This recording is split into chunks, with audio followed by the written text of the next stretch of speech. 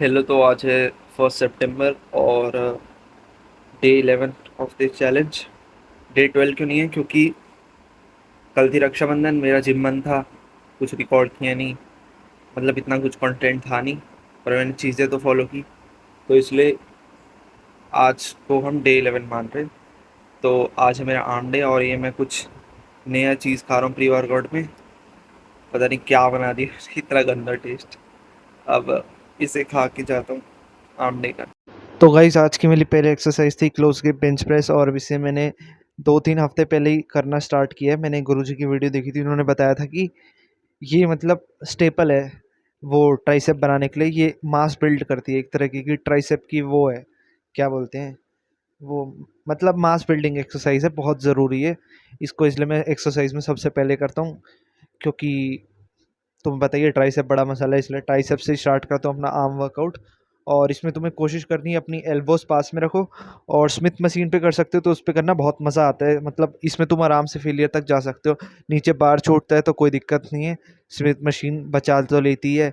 और इसमें रिस्ट की भी दिक्कत नहीं होती, नॉर्मल बारबेल में दिक्कत होती है। तो इसके बाद मैंने किए वो इजी बार से कर्ल्स, उसके किए मैंने 3 सेट। और आज मैंने वही प्रिंसिपल लगाया कि पहले मैं ज़्यादा वेट लगाऊंगा जिससे एकदम मसल पंप हो जाए, फिर वेट कम कर दूंगा मसल को स्क्वीज़ करने के लिए।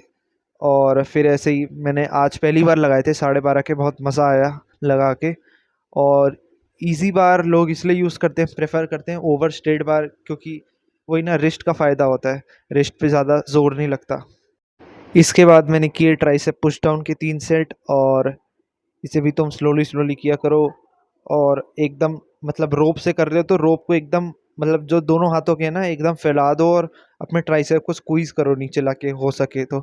और लास्ट में जब तुमसे रैप ना हो पाए तो हाफ रैप करो। और जब हाफ रैप भी ना हो पाए ना, तो अपने दोनों हाथों, मतलब जो रोप्स के दोनों हाथ है ना, दोनों हाथों को टच कर लेना, और फिर ट्राइसेप पुश डाउन करना। अभी तुम्हें दिखेगा कि मेरे से, अब देखो रैप नहीं हो पा रहे तो मैंने दोनों रोप्स को जोड़ लिया, हाथ अलग अलग ही रखे, बस रोप को टच कर लिया और अब ट्राइसेप पुश डाउन करने लग गया। मतलब इससे थोड़ी सी लेवरेज मिल जाती है, थोड़ा सा इजी हो जाता है, तो फेलियर तक जाने में आसानी रहती है। तो हाँ, तुम ये भी ट्राई कर सकते हो।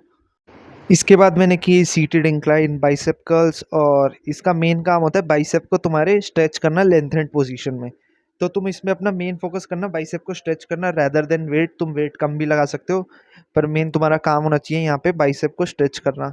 जितना स्लोली हो सके उतना स्लोली करो और फील द बाइसेप्स। इस एक्सरसाइज के लिए मैंने बेंच को रखा है नीचे से 4 पे इंक्लाइंड, और मैं हैंड ऑल्टरनेटिव कर रहा हूँ कर्ल्स। तुम एक साथ भी कर सकते हो, पर हाँ फिर उसमें ज़्यादा जोर लगेगा, तो जैसी तुम्हारी मर्जी वैसे कर सकते हो। और लास्ट सेट ड्रॉप कर लेना, मतलब जैसे अभी मैं 10 से कर रहा हूँ तो फिर कम कर लेना वेट, वही जिससे तुम फेलियर रीच कर पाओ। फेलियर रीच करना बहुत ज़रूरी है, इंटेंसिटी ओवर एवरीथिंग। तो इसके बाद मैंने किए शोल्डर्स, और शोल्डर्स में पहली एक्सरसाइज थी chest supported dumbbell lateral raise. और पहले पिछले हफ्ते तो मैंने 5-5 किलो से किए थे, तो इस बार मैंने थोड़ा वेट बढ़ा दिया 7.5 से। तो पहले सेट में तो बड़ी जान थी तो ज़्यादा रैप हो पाए, उसके बाद से कम कम रैप होने लग गए। और इसमें मैं अपनी बेंच का इंक्लाइन रखना हूँ ऊपर से 2 पे, तो मतलब 90 से थोड़ा 75 होगा।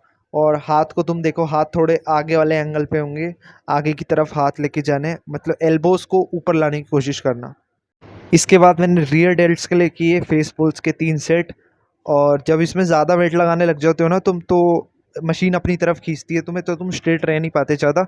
पर तुम कोशिश करना तुम स्ट्रेट रहो। उसके लिए क्या करना, नीचे एक 15 या 20 की प्लेट लगा लेना पैरों के नीचे, जिससे ग्रिप बनी रहे, तुम आगे ना जाओ।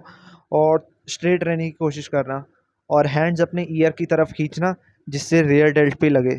जितना स्लो हो सके उतना स्लो करो।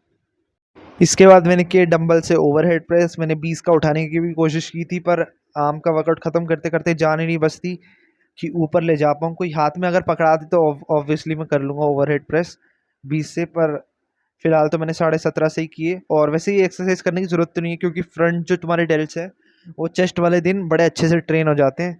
जब तुम इंक्लाइन या और फ्लैट करते हो ना डंबल से, तो बड़े अच्छे से ट्रेन हो जाते हैं, इसलिए इसको ट्रेन करने की ज़रूरत होती नहीं। इसलिए मैं इसके इतने कम सेट लगाता हूँ। तो तुम भी देखना लेटरल के ज़्यादा लगाया करो, और वो रियर के तो मीडियम, मतलब 3 ही, और फ्रंट के कम से कम। टाइम बचे तो कर लिया करो, वरना रहने दिया करो। अब मैं थोड़ी देर नाश्ता करूँगा। तो सुबह का नाश्ता करके थोड़ा बहुत लैपटॉप चला लिया, फिर 12 से 3 में 3 घंटा सो गया था, शेक पिया नहीं था, तो अब बस ये रोटी खा रहा हूँ, इसके बाद डायरेक्टली शेक पी लूँ। और शाम को तो शेक पी नहीं पाऊँगा क्योंकि सावन खत्म भाई, चिकन का। तो 4 बज रहे हैं और अब मैं अपना शेक पी रहा हूँ। तो शाम के 7 बज रहे हैं और शेक तो पी नहीं पाऊँगा क्योंकि चिकन खाना है, तो वही मैं स्नैक्स में ये चिकन ही खा रहा था और रोटी में भी यही खाऊंगा। सो गाइस, आज के मेरे सारे टास्क कंप्लीट हो चुके हैं और बुक वगैरह भी पढ़ ली।